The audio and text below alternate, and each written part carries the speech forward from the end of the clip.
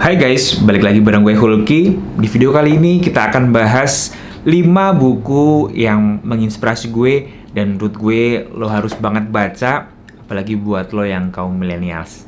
Check it out.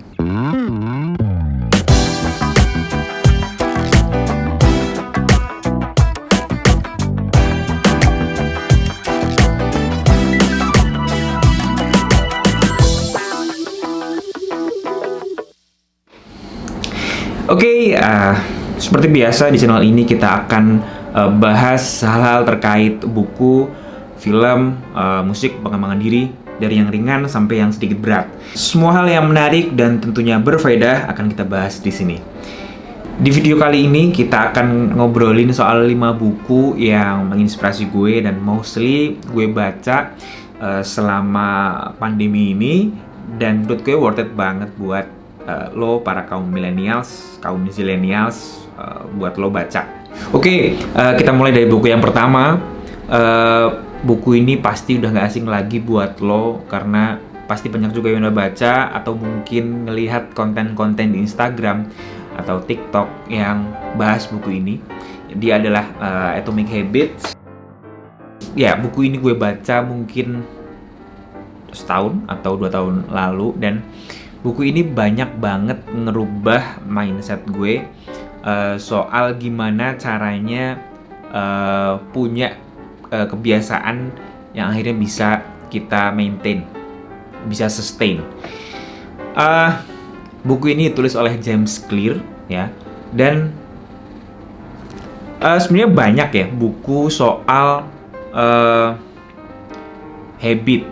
Ada The Power of Habit ya, karya Charles Duhigg.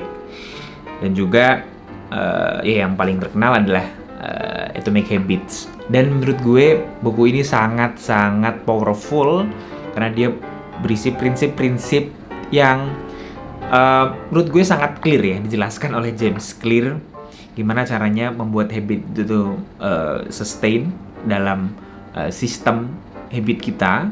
Yang pertama, make it obvious atau membuat kebiasaan itu menjadi suatu yang jelas, dan make it attractive, gimana kebiasaan itu menjadi suatu hal yang menarik untuk dilakukan. Kemudian make it easy, jadi gimana caranya membuat kebiasaan atau perilaku itu mudah untuk dilakukan.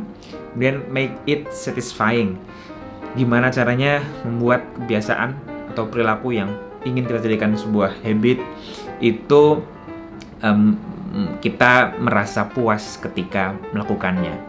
Jadi buku ini cocok banget buat lo yang pengen ngebangun habit yang bagus ataupun juga menghilangkan habit yang buruk. Jadi recommended banget buat lo bacain, buku wajib, oke? Terus yang kedua, kita ke buku Ikigai. Buku ini udah gue bahas, lumayan detail, gak detail amat, tapi mudah-mudahan lo bisa dapetin poinnya. Buku ini karyanya Hector Garcia dan Frances Miralles, dan salah satu buku Ikigai yang paling populer ya. Dan lo bisa ngerti basic-basic, ngerti konsep-konsep Ikigai dari buku ini. Isinya garis besarnya adalah gimana cara kita menemukan makna hidup, terutama gimana caranya nemuin pekerjaan yang kita cintai, sehingga konsep pensiun itu nggak ada dalam kamus kita. Jadi kita bisa menikmati pekerjaan sampai kita tua, bahkan sampai kita meninggal gitu.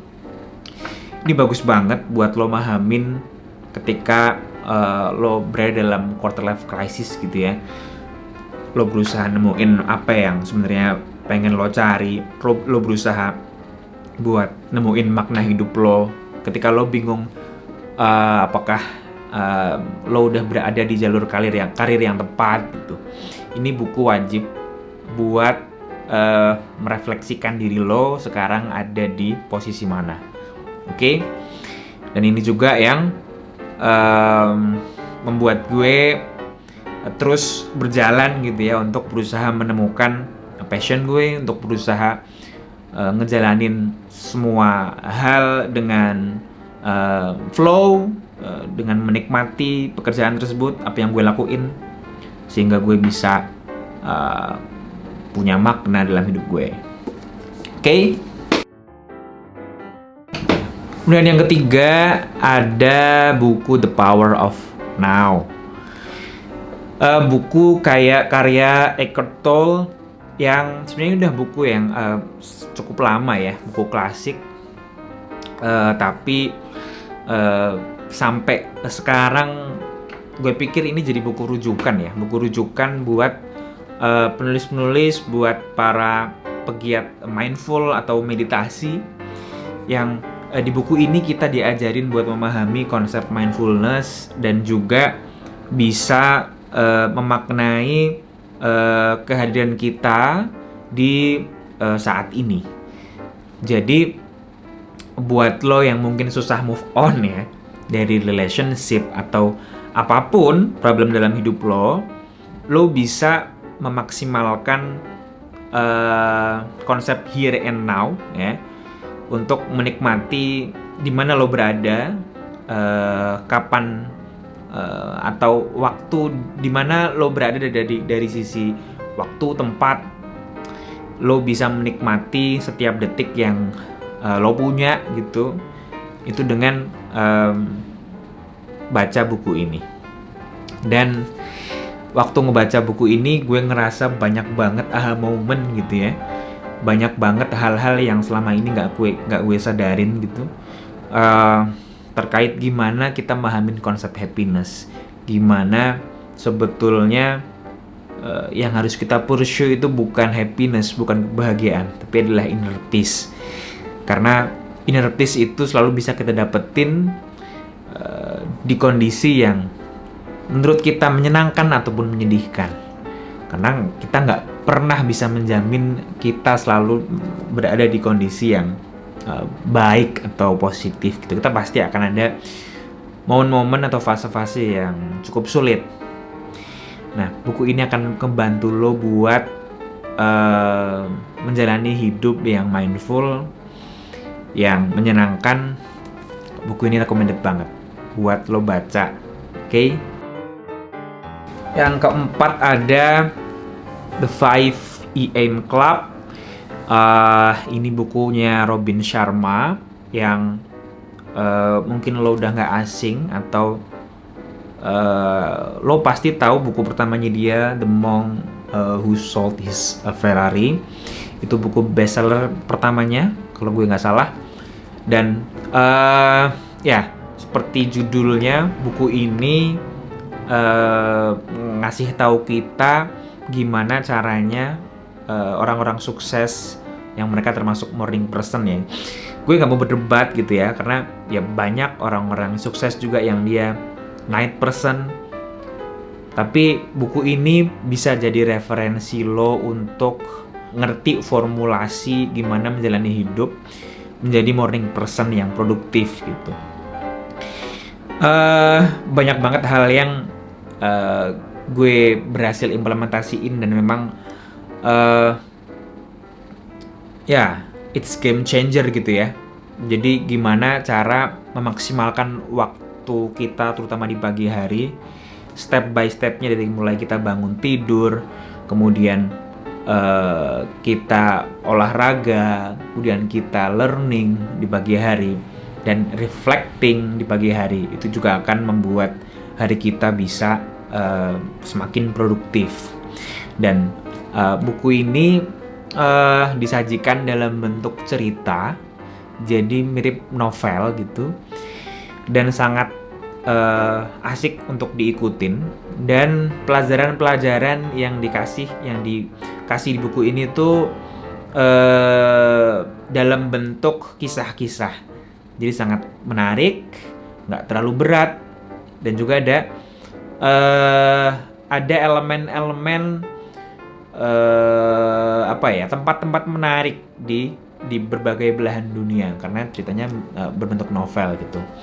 Ini cocok banget buat lo yang lagi pengen ngebangun habit bangun pagi, olahraga, dan ngelakuin banyak hal produktif di pagi hari, bahkan sampai lo mau tidur lagi. Buku ini ngasih step by step, ngasih guideline yang clear per hours, per jam gitu ya. Lo punya schedule dalam sehari, dia ngasih referensi yang bagus buat jadi pegangan lo untuk menjadi morning person. Next, ke buku terakhir, ada buku Still Like an Artist yang ditulis oleh Austin Kleon. Gue baca buku ini di Kindle, jadi gue belum punya versi fisiknya. Tapi lo bisa cari mungkin ya di toko-toko buku impor. Kenapa gue ngerekomendasiin ini? Karena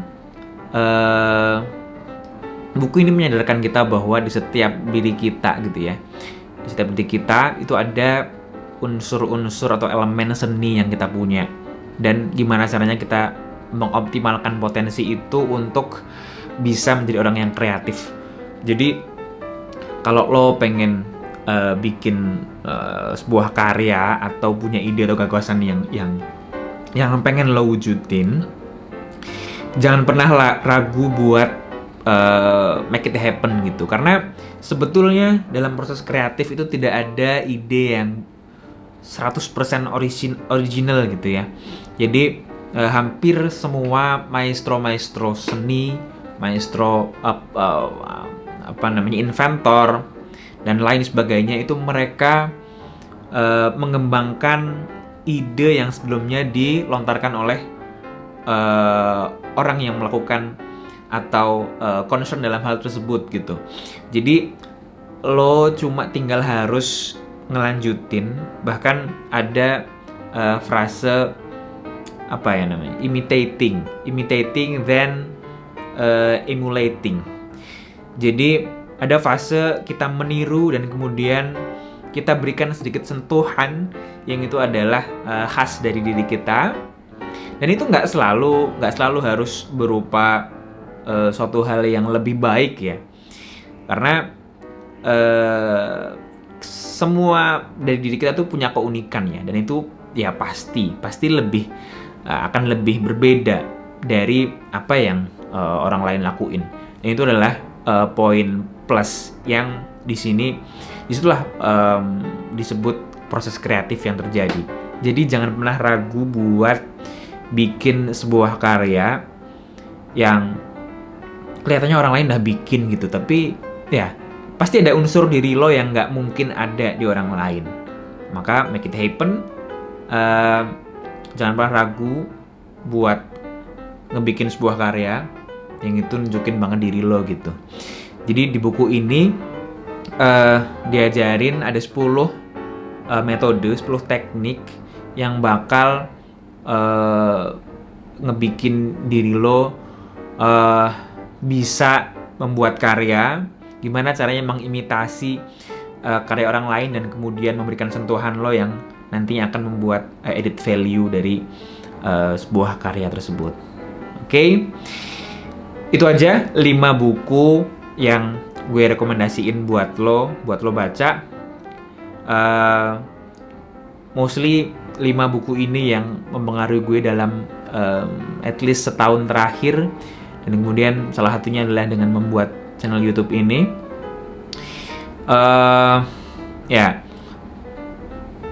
Dan silahkan buat lo yang pengen gue buat ngebahas buku-buku tadi secara detail gitu ya, reviewnya seperti apa dan buku itu kontennya kayak gimana, lo bisa komen di kolom komentar. Dan seperti biasa, kalau lo suka video ini, tolong klik tombol like ya, dan share. Dan juga kalau lo nggak pengen ketinggalan video-video selanjutnya, langsung aja klik tombol subscribe dan nyalain tombol notifikasinya. Oke, thanks for watching and see you.